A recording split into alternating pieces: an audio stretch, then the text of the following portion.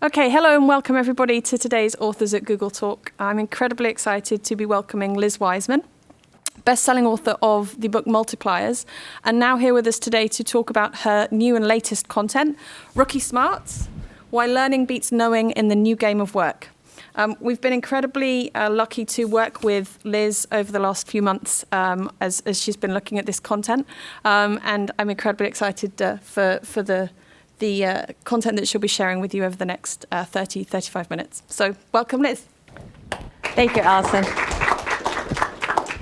Thank you for being here and tuning in. This book really is part 2 of my post-Oracle therapy. So I want to start kind of at the very beginning of my career.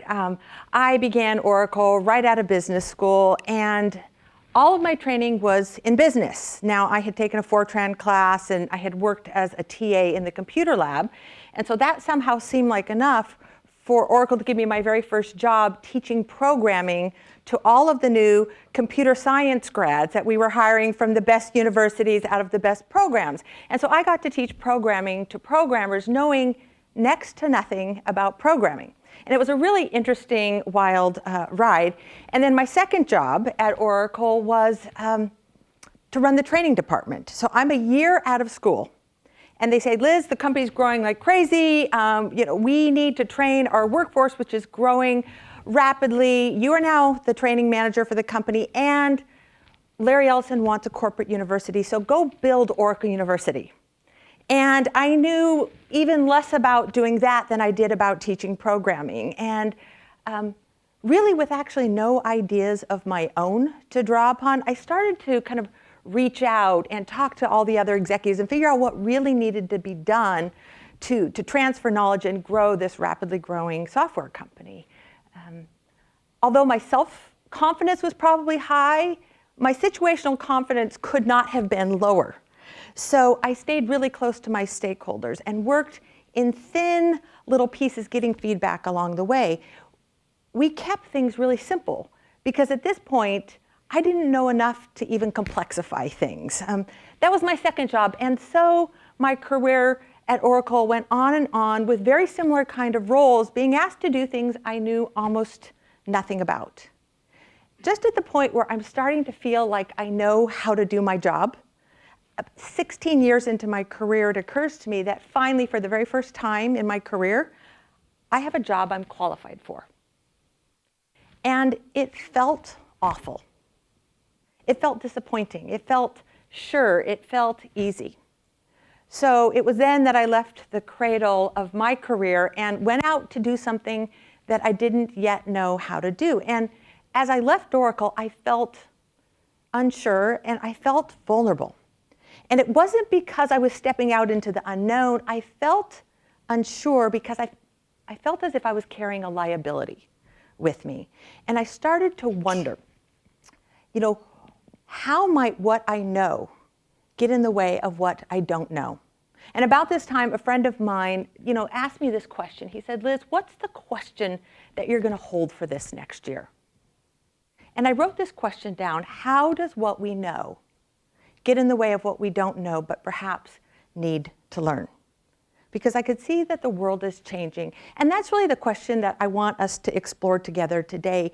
Is there power in not knowing how to do something? Can being inexperienced actually be an advantage? And can it be an advantage right now when the world of work is changing really fast? And this is an interesting place to be talking about this. We all feel it. We feel that the amount of information is increasing. More and more people are getting access to it. And technology is allowing our business cycles to spin faster and faster. And our innovation cycles are spinning faster and faster too, which means what we know doesn't stay true for very long. That knowledge is also becoming obsolete faster. As I was doing my research, I pulled a few data points together and did some calculations and realized that if you work in STEM, in technology, in science, like virtually everyone here on this campus does, what we know today, about 15% of that is likely to be relevant in 5 years.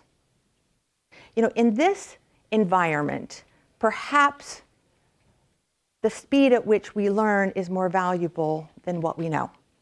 So it was with this broad curiosity that I set out to do my research. And Elise Foster, who is a member of my research team, is here today. And what we did is we studied how experienced people versus inexperienced people approach their work. And I want to share that with you. Before I share the results of what we found in the research, I want you to spend a little bit of time thinking about when you were a rookie. And what I mean by rookie is when you are new to something important and hard. Doing something important and hard for the very first time.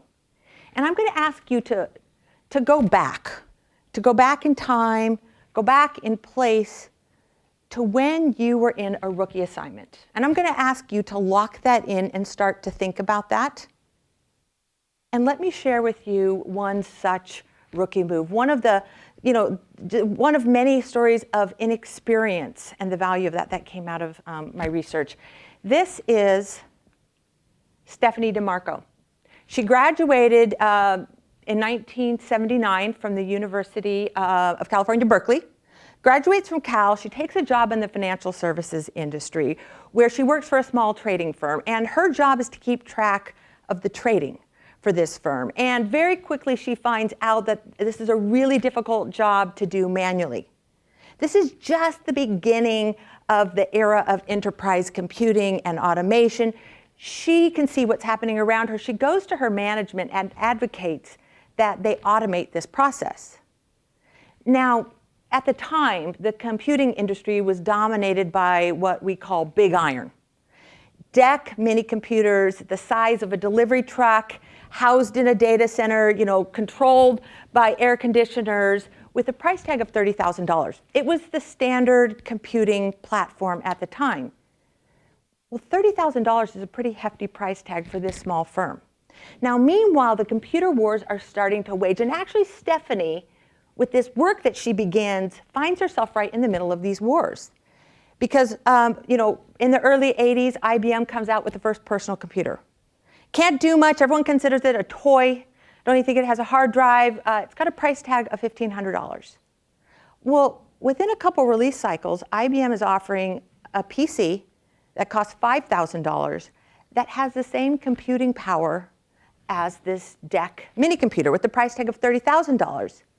And Stephanie says, well, why can't we build these information systems and these automation systems on a PC? And what do the industry pundits say? It's a ridiculous idea. That's a toy. You can't build robust, scalable, secure information systems to track financial trading on a toy. Well, what Stephanie sees is not only something that seems possible, it seems inevitable to her. She, with a partner, starts a firm, Advent Software, with the goal of building these high-performance information systems on a low-cost computing platform. This is a picture of Stephanie at one of the early trade shows. She recalls someone referring to Advent Software as, that company from California that's using baby computers and run by a little girl. Well, Stephanie and her team built a product, and within a year, they've now got a working product. And soon they have a customer, and 2 customers, and 3 customers, and they're building customers just one at a time. And soon Stephanie is schlepping through the streets of Manhattan, calling on financial services firms and selling this product. This is Stephanie today. She took the company public, and the company now has a market capitalization of $1.5 billion, managing trillions of dollars worth of assets. This value and this wealth creation because one person who was new, underqualified, but could see something that everybody else missed. She stepped down as the CEO of Advent to make room for the next generation of leaders. A rookie move. A rookie move, perhaps not a sign of a mistake, a goof, a clumsy kind of bumbling move, but perhaps a rookie move is brilliance about to happen. Okay, have you been thinking about one of your rookie moves? Because I'm going to ask you to kind of join me in this conversation. And what I want you to do is I want you to start by teleporting yourself. And I mean kind of Star Trek, Enterprise, get into that teleporter and take yourself back to when you were new to something important and hard. And if you're here on campus, you've got a handout, you can flip it over. There's a few questions on the back. If you are watching this, I'm going to pop up a few questions. Here's what I want you to do. I want you to take 2 minutes and identify one of these rookie challenges and answer these questions. And let me pop these up here. What could you see that other people couldn't see? Who did you seek out for guidance? What did you do to prove yourself quickly? How did you get feedback, and how did you stay on track? And how did you recover from mistakes? So let me give you just a couple minutes to reflect on that. See if you can answer as many of these as possible. And then I want to hear from you. Okay, let me ask you to share just some of the observations from your own rookie experience. Some of you may have gone back, many, many years, maybe even decades to when you were brand new to the workforce. Some of you may have gone back just a couple weeks. When you're a mature, experienced professional, but you are tackling something that you've never attempted before. Tell me about your experience. What did you do? What did you do? What could you first start me with? What could you see that other people couldn't? And just shout it out. Technology without the new technology. So you saw new technology on the horizon that other people didn't know existed. Right. What else could you see that other people couldn't? So you could see new tools, new methodologies. Who did you seek out? How did you stay on track? Just shout it out. Yeah, the need to move quickly and to create a prototype and prove the relevance. It's one of the things that we found is that when people are brand new to their work, they tend to work in thin slices. What else did you do to get feedback, to prove yourself? Yeah, shared results more quickly because we're trying to get feedback to stay on track. Any other thoughts about reflecting on your own rookie experience and what you did? Let me share with you what we found in our research. So we studied about 400 scenarios, pieces of work, ranging from develop a training class to troubleshoot an escalated issue to build a corporate campus, actually, a campus like here at Google. And we looked at how people operated, how they thought about the work, what they did, and how they performed, asking managers to rate an experienced person versus an inexperienced. Here's what we found in studying those different scenarios. The first thing we found is that experience obviously has some upsides. As we gain experience, we gain knowledge, we amass more data points that gives us greater power of intuition. We build confidence, we build credibility, we often amass resources that prove very helpful, but there's also a number of troubling downsides and blind spots. What happens once you know the pattern? What happens? You follow a pattern. You say, I've seen this before, and you follow it. It's actually one of the signs of intelligence, is how quickly we can spot patterns and follow them. Is there someone here in the room, preferably with a big, loud voice, who can read this for us? Okay, right here.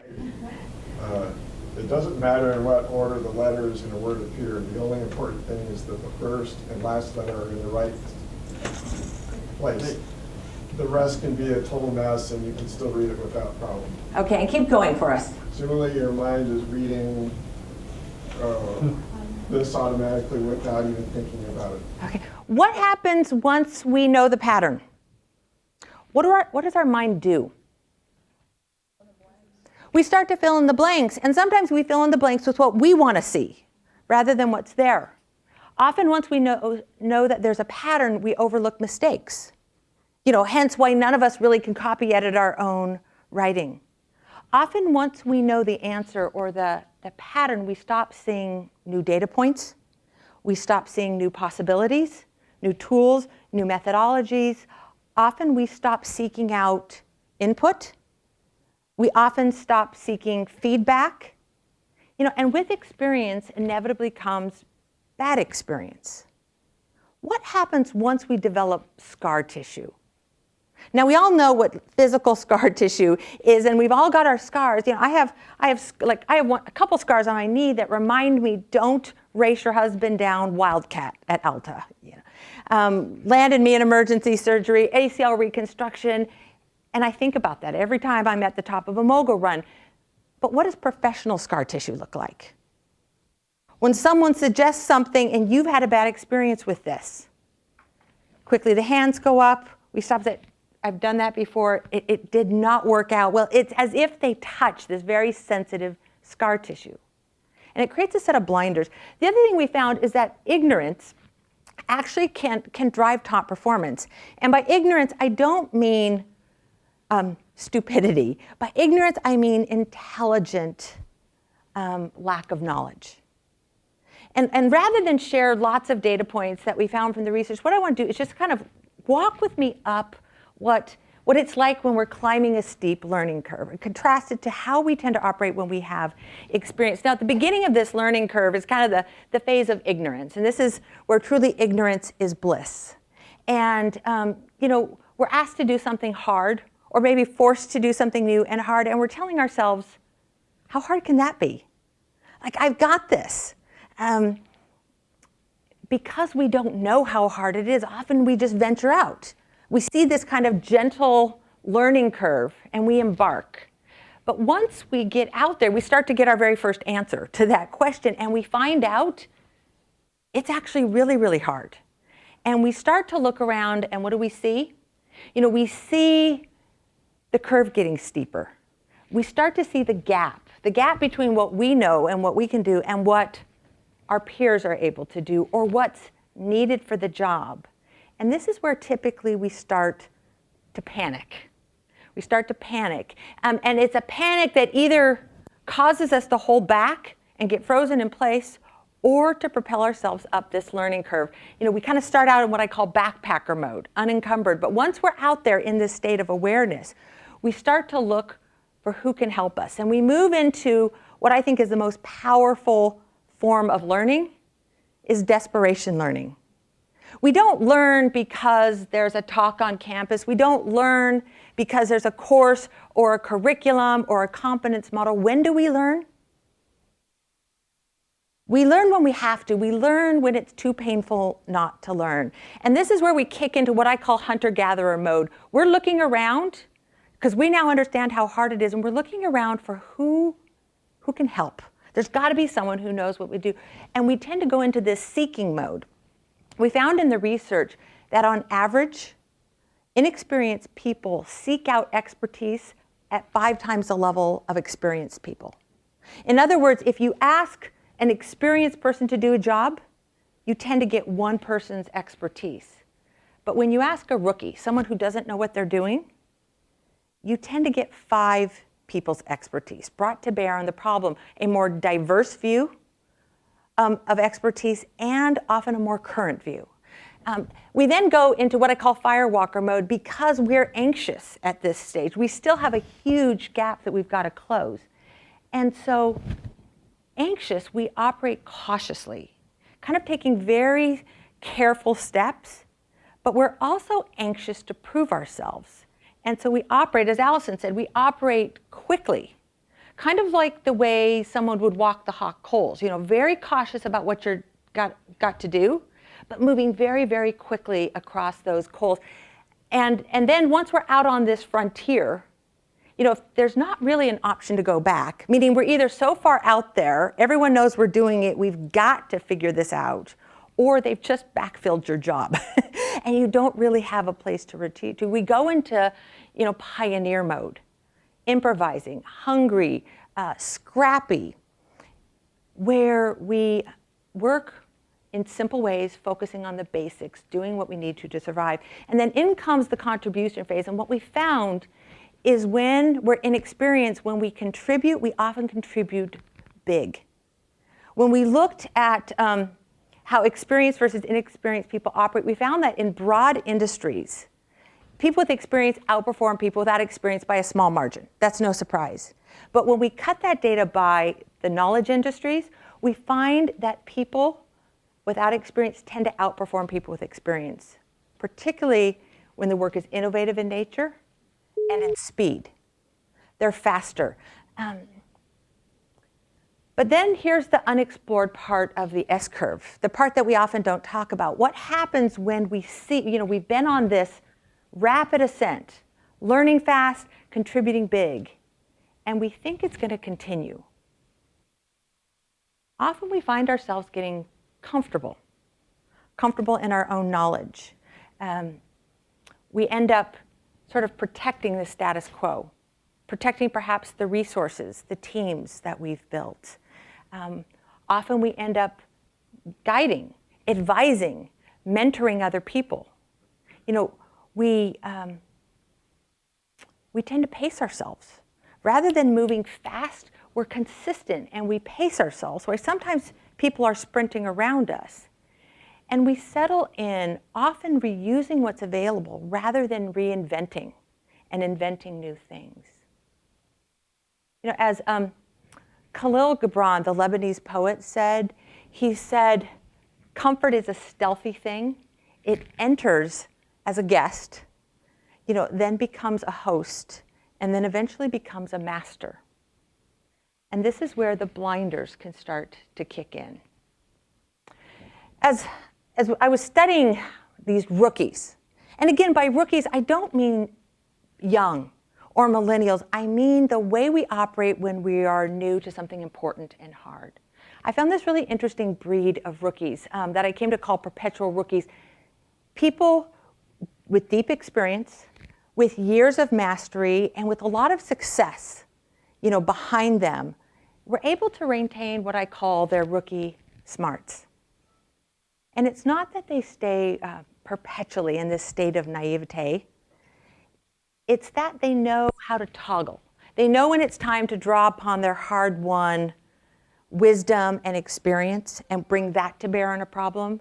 But they can also use their side of their professional skills and their mind that thinks and acts like a rookie. When I studied these professionals, they had a number of common characteristics. What might you expect to see? I found it interesting because a number of these things are top of the hiring profile here at Google. What would you expect? These perpetual rookies, they are curious. First and foremost, intellectually curious. What else? Quirky. Yeah, you know what? I'm going to call that playful. I found them to be extremely playful, and it's not the kind of playful of, foosball tables and ping pong tables and slides necessarily. It's not about bringing play into the work environment. It's that work is play, that it's fun, that it's this process of discovery. It's actually this joyful thing. When you've got that playful orientation, how do you deal with mistakes and failure? We found them to be humble and not necessarily someone who has a low sense of self. Not at all. A word that I might use is teachable. We found that they learn maybe what we might call in 360 degrees, that they can learn from anyone in the organization. They're being taught by everyone around them, even the novices, even the amateurs. And lastly, we found them to be particularly deliberate, mindful, very aware of what they were doing. And not only aware of how they approach their work, but aware of how they maintain this youthful orientation. I'm going to share a couple of the rookies, the perpetual rookies that I came into encounter. The first is Bob Hurley, the founder of Hurley Sports. And as Bob shared with me his story in building this company, the surf, skate, action apparel company, he said, at every juncture building this company, I had no clue what I was doing, and it turned out to be an advantage. And he told me this story of building this company with a series of kind of what I might call rookie moves. But the real interesting story was, how does he maintain this? The company's been wildly successful. He's now a mature professional. The company is part of the Nike family of companies. And he said, and he has this wonderful kind of youthful, joyful way and hungry way, an intolerance of mediocrity in the company. He said, I have my days where I'm stuck, absolutely stuck in a rut, feeling complacent, not able to sing these differently. He said, I remembered experience I had many years ago on Huntington Beach. And he described this encounter he had with a surfer who went by the name Rabbit. It was Wayne Bartholomew. So Bob is, he started his career as a surfer and actually shaping surfboards. And he's out surfing one day, and Bob's on kind of this outer edge of this group of elite surfers. Now, Huntington Beach is a bit, it sounds to me like it's more of a clique than a high school. And there's the prime waves where the elite surfers operate, and then there's kind of the lesser waves. And there's sort of degrees of surfers and degrees of waves, and he's surfing on the prime waves with these elite professional surfers. He loses his board. The board goes under the pier, so he swims under the pier to go get it, and over in the small waves, in the inferior waves, he sees Rabbit. And he looks at him. Rabbit was the reigning world champion surfer at the time from Australia. And he looks over and he says, and now I'm a native Californian, so I probably should be able to do this well. I might not be. But he says to him something to the effect of, dude, you're a legend. What are you doing over there? Come on, come surf over here with us. The waves are righteous. And Rabbit says to him, he goes, well, that's kind of you, mate. But I like to surf over here with the kids. It's where I get my energy. And Bob has always remembered that. And he says, those days where I'm absolutely stuck and I can't see things differently and I've lost my sense of joy, he said, I go and I surf with the amateurs. And, he does it literally. He'll grab his board, go back down to the beach, and not to surf with the Hurley-sponsored professionals, that he knows. He goes down and finds the newcomers, the unknowns on the beach, and he surfs with them. And it rebuilds his energy. And he said, some days the waves aren't great, or I don't have time to grab my board. He said, all I do is I walk down the hall and I find the rookies in my organization, the interns, the new college grads, the people who are new to something big in their heart, and I just spend time with them and they renew me. Let me see, who else have we got here? We've got Francois Truffaut, French film director who, by age 50, had directed 25 films. A master. But what was interesting, he had this ritual. Every time he started a film, he would walk back to the bookstore in Paris, where he bought his very first book when he was filming his first film, aspiring to be a director. He went back to the bookstore and he bought the book on how to direct a film. And he sat down and he reread it. So he could remember what it was like to not know how to produce a film. And then he went to work. The third is C.K. Prahalad. It was a very dear mentor to mine. He passed about 4 years ago, this phenomenal management professor. He was a fire hazard to the University of Michigan because his lectures were perpetually oversubscribed. At his memorial, we were talking to his wife, Gayatri, and she shared with us an experience where, when he's a young, tenured professor, he's now tenured at the University of Michigan, and she sees in the wastebasket of his home office, she sees all these handwritten notes. She thinks they might be these precious research papers. She goes to pull them out of the trash bin, and she finds that they're actually his teaching notes. Probably, the most precious resource a professor has. She pulls them out of the wastebasket. She saves them. And she tells CK about this. And, he thanks her. And he says, actually, I put them there. And he said, I think my students deserve my best thinking and my fresh thinking every semester. And then lastly, this one comes from an internet CEO. And I asked him, how do you keep this kind of orientation? He said, when I am stuck and I can't find a new idea and I'm struggling to innovate, I go for a long walk. And I walk in a single direction and I don't allow myself to turn back until I've had a legitimately new idea. And he said, some of these walks have been really, really long. And then he said, and then truth be told, he said, there's something else I do when I'm really stuck. And he said, you can't use my name with this. He said, I go into my closet and I strip down. I think to kind of next to nothing. And he said, and I just sit and I meditate. Now, I'm not in any way suggesting that any of you do this, and I know there's a meditation room just around the corner here, but I thought it was a fascinating practice because he's stripping away more than clothes. He's stripping away assumptions, beliefs, facts, and trying to get down to the very core of his thinking so he can see things new. Deliberate practices to renew this youthful, fresh, hungry way of working. Is it possible, once we've seen something, to be able to see it again? Can we see something we've already seen for the very first time? Let me share an experience where I saw koi fish for the very first time. This is the time I'm working at Oracle. I've got a really big job. I'm running that university. And I've also got a big family. I have 3 small children. And I'm sort of in this really efficient, productive mode because I've got a lot going on and a lot to manage. And my boss is starting to see early signs of burnout in me. And he says, Liz, I want you to take a vacation. In fact, I don't want to see you for 3 weeks. And he kind of sentenced me to vacation. Now, he didn't pay for it. He just sentenced me to it. And so my husband and I decided that we would serve out our sentence in Hawaii.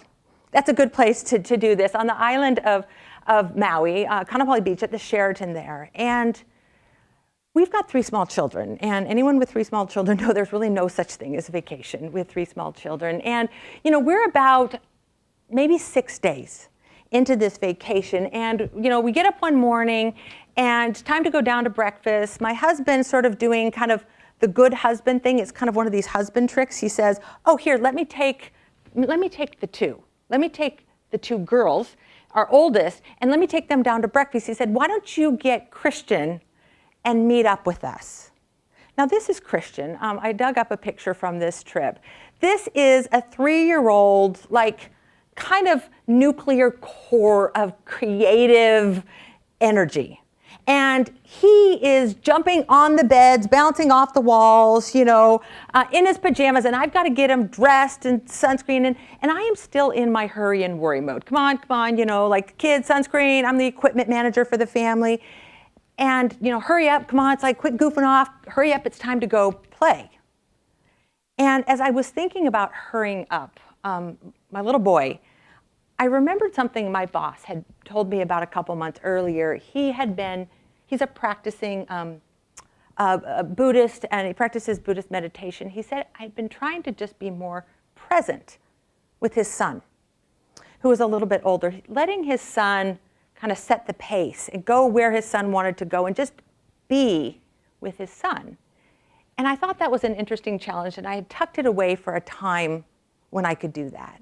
And decided that day would be the day that I would step out of the role of leader and I would be the follower. And I decided for that entire day, I was going to let my son decide where we would go and how long we would be there. And so getting him suited up, we had to make it, maybe about 100 yards from our hotel room down to the breakfast hut where my husband and our 2 daughters were. And we set out. And it took us about 15 minutes to make it the first 50 feet. Because despite the fact that this was just a concrete path with grass on both sides, my son was seeing everything and having to stop to notice every bug, every blade of grass, every flower, every rock. And it's now been 15 minutes and I'm wanting us to get to breakfast. And I see up ahead, we've got to cross this little pond, and the pond's got koi fish in it. And I am hoping, I just hope he doesn't notice the koi fish. Well, of course he notices the koi fish. And of course he stops. So following his lead, I stop. And I say something like, oh, look at the cool koi fish. Those are great. And then I point out that breakfast is waiting for us. Well, he's stopped. And he's now down on his knees and he's playing with the fish. He's got his hands in the water. And I realize I'm going to be there for a while. So I kind of drop down to my knees and I'm squatting down. And I can now start to see the fish through my son's eyes, kind of down at his level. And it's fun. And now the fish are jumping up and they're nibbling at his fingers. And it's this kind of koi fish frenzy. And that's not enough for him. He's now belly down, on this path, playing with these fish. And so I decide, you know what, I might as well just surrender to this. And so I'm now belly down across the path, I'm having to apologize to the people who are climbing over us. And there, I just watched the koi fish, and I watched my son play, and I found, these weren't, now see, I had seen koi fish before. I'd seen koi fish in Kyoto at the ancient temples. I've seen koi fish, at Larry Ellison's Japanese villa. I've seen these koi fish. But there I could see that they weren't just overgrown goldfish. Each one was unique with amazing patterns and colors. They were magnificent. And it was there that I truly felt I saw koi fish for the very first time. And it was when I took a turn following instead of leading that I started to see things that I would have missed. And I started to rediscover the familiar. Can we see our work through new eyes? What happens when we look at our work through the eyes of a rookie? And what can we do to rekindle this rookie smarts despite perhaps years of experience? Let me share with you a couple ways that we see this. Let me offer 5 very, very small experiments that you might take to rekindle this. First, you might step out of the role of leader in a meeting, and you might step into the role of follower. And in that role, you might ask the naive questions, not the stupid questions that lack sort of awareness, but the naive questions, the diligent questions that help simplify and clarify. Maybe you borrow a job. Maybe you try on someone else's job for a day. Maybe you do it for a week. Alice and I have been part of a really interesting experiment here at Google with the America's marketing team. And they were looking at what can they do to bring this kind of vibrant way of working kind of at its height on this team. And they decided, we're going to swap jobs. And we're not going to swap them for a day. We're going to swap for a week. And the team started to pick out, there's about, 20 people on this team? And they started to pick out, oh, I'll swap with you and I'll swap with you. And they decided, let's go big with this. They separated into 2 halves. We were in a conference room. One half of the group went out the door in the hallway this way. The other half went out here. And sort of reality TV style, I was the host in the middle. And I would say, okay, send someone in. It was like a game of Red Rover, send someone on over. And they sent in 2 random people. And they walked into the conference room to meet the person on their team that they were going to swap jobs with for a week. And they did this over the course of the summer with phenomenally interesting experiences coming out of doing a job you have no idea how to do and building that empathy and understanding. So maybe you swap jobs with someone. Maybe you disqualify yourself. Maybe you sign up to do a job you have no business doing, or lack the qualifications, and let that drag you into a new space. Maybe you staple yourself to a problem, something that is outside of your job, outside of your area of deep expertise, and you let that problem drag you into new space where your current models and templates and methods and agendas don't suffice. And you build new, vibrant ways of working. Maybe you take a page out of CK's, book and throw away your notes, your standard templates, meeting agendas, talks, and you just build something entirely new. If you don't know quite where to start, you might take the little rookie quiz that will help you know kind of where you are in this rookie zone and what you might do to rekindle that. Let me share what I think I fundamentally learned in doing this research. As I studied how people operate with experience and how they operate when they're brand new to something, here's fundamentally what I've learned. I've learned that not only is this rookie zone where we do our very best work, that it provokes our best thinking, it puts us into learning mode, I found that it's actually our happy place. It's the place where we find our greatest satisfaction. it's actually where we find our greatest joy. You know, as I've asked people to think about their own experience as a rookie, I've heard people say over and over, I want to be a rookie again. It's where I felt the most alive. We asked, about 1,000 people to tell us how challenged they felt in their role and how satisfied they were with their job. And what we found was a near perfect linear correlation between satisfaction and challenge. Meaning as the challenge level of a job goes up, so does satisfaction. And of course, vice versa. As our challenge goes down, as we begin to know what we're doing, we actually become less satisfied. Let me share this video and then a couple final words. This is Zia. She is a 4th grade girl. She is at the top of the 40-meter ski jump at Park City, Utah. And this is her wrestle to do this for the very first time. That is Zia. And I think we all have a little bit of Zia in us. I think, you know, again, what I have learned from doing this research is that, you know, it's not too late to be a rookie. And I think, you know, in the current work environment, our most valuable professionals will be those who use all of their experience and can maintain their rookie smarts, both thinking and operating like a rookie. I think the most valuable leaders will be those that help people find this zone of discomfort. You know, the leaders who not only give people a pat on the back, but they give them a gentle or not so gentle push out into this discomfort zone. And I think we're going to see that the most valuable companies are those that as they grow retain a culture of innovation. A culture where they can think and operate with rookie smarts across the company, where they can work with the drive and the hunger of a newcomer. Now, I would love to hear what's on your mind, an observation, a question, anything. Do you have any examples of companies that have this type of culture that you've just described? Not necessarily the innovation part, but the part about a culture where people feel like they can put themselves into places where they would fail or sort of at their learning edge where they'll be able to grow and continuously be a rookie, because it strikes me that as companies get bigger and there's more competition, there's also increased risk. And so people want to put experts in positions.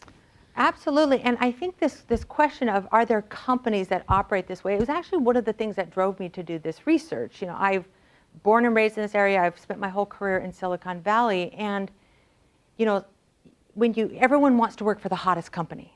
And, you know, there's cafe talk about who's hot. And it's almost like you can set your watch ahead, I don't know, maybe 18 months, put a note in your calendar to say, is that company still hot? And more often than not, the answer is no.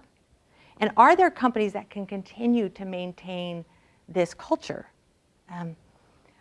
You know, one that I have been watching for years is Google. And I think, you know, I'd love to hear your perspective on this, but I think it's an example of a company that continues to hire for it and continues to nurture it. I know when we started having this conversation with the America's marketing team, they're like, well, this is how we operate. Like, we never feel like we have a job that we're comfortable in. We're constantly being pushed and moved.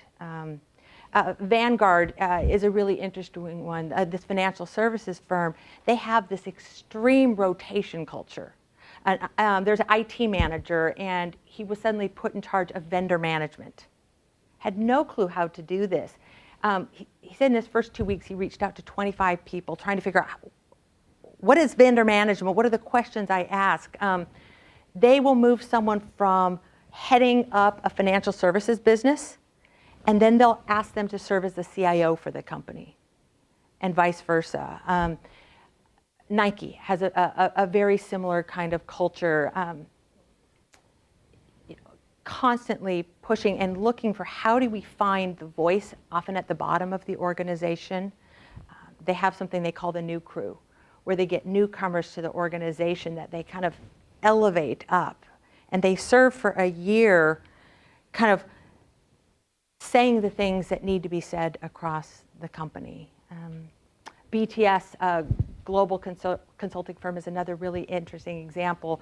Hiring people with very little experience doing what they do is business simulations, putting them in on these projects, not sort of in the typical consulting model where they're on the back end of the project, sort of grinding out spreadsheets but not seen by the client. They actually push their new talent out in front of the C-level officers, but they support them with the senior partners who back them up. And their orientation is, we're going to put these newcomers up on a tightrope, and we're going to provide the safety net underneath them. But I think Google's hiring criteria is a very interesting one, hiring for many of these things that I would kind of call rookie smarts. Any thoughts that you see, companies that you think do this well? For me, I just feel this 20% project at Google actually serves a certain role of what you talk about here. Now, for instance, that's one analyst just from other orgs just really want to work with us to 20% project. She's very eager. Of course, he will run into different problems. Not in her comfortable room. But I noticed even over just several weeks, he already learned a lot, and then actually it's a very good experience for her, to learn and grow herself. Yeah.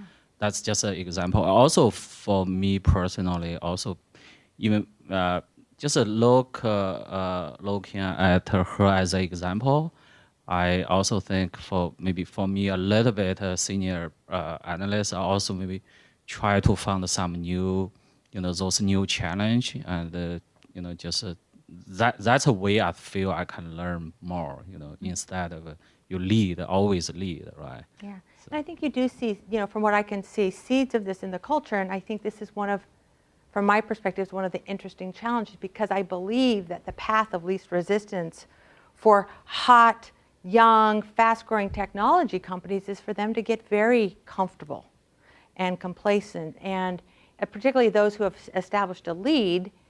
The easy thing to do is to defend that lead and to protect that lead. Mark Parker, the CEO of Nike, he said something I thought was interesting. He said, the most dangerous position is to be playing it safe. And I think one of the applications of these ideas is, how do companies like Google, who are really successful and have gotten really large, really smart, talented people, how do you maintain this way of thinking and working despite success and despite that pull to keep people where they're most valuable? I really believe that people are at their best and they're most valuable when they are adjacent to what they know. And I'm not in any way suggesting that people should be taken out of one job and moved to something absolutely foreign. And certainly certain kinds of work that are high stakes, it's not, like none of us wants a rookie heart surgeon. You don't want a rookie dentist. You don't want a rookie, tandem skydive instructor. But where we can pivot from our place of strength and be pointed to a foreign problem, a new challenge, we're at our most valuable. One of the pieces of data that we got in the research, we asked people, how long after you've been given a challenge are you ready? Well, how long does it take to figure it out? Kind of, stop tumbling in the ocean and get your head up and figure out what you're doing. How long does it take to be ready for the next challenge? When are you ready for the next job? And then how quickly do you begin to feel stale? Now, I wasn't surprised that people feel that it takes them about 3 months to figure out the challenge. I wasn't surprised that people are ready for a new role in about a year. Not that companies can be doling out new opportunities that fast. I wasn't surprised that people start to feel stale after about 24 months. But what I was surprised is that people say, I'm ready for the next challenge at 3 months, which is to the day the amount of time it takes to figure it out.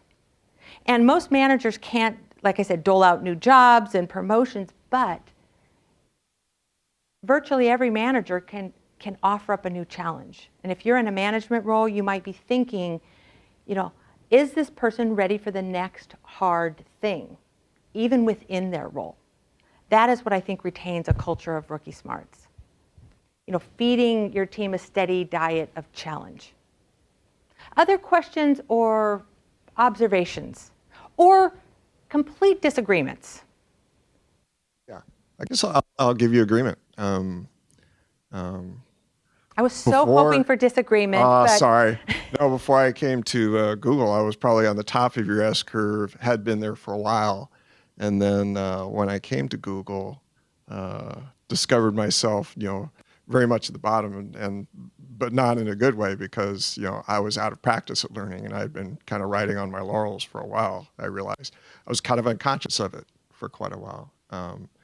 And really, I think wasn't until I changed, you know, did a role change, well, not a job change, changed teams, that I was able to really just kind of take on something smaller, more concentrated, that was more challenging, to make myself come up in other ways that I just wasn't initially.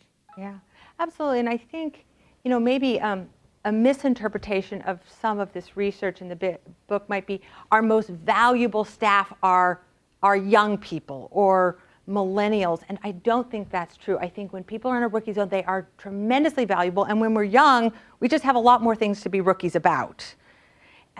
But I actually think our most valuable professionals are people with experience who have been given an opportunity to move outside of their experience. Where that experience is valued, it's like, okay, now I've got a new hard thing for you to do. It really brings out that hard one, that's veteran savvy and rookie smarts. And I think it's the cheapest, most powerful way to increase satisfaction inside a company. Thank you so much Thank you. for the time that you Thank spent. you.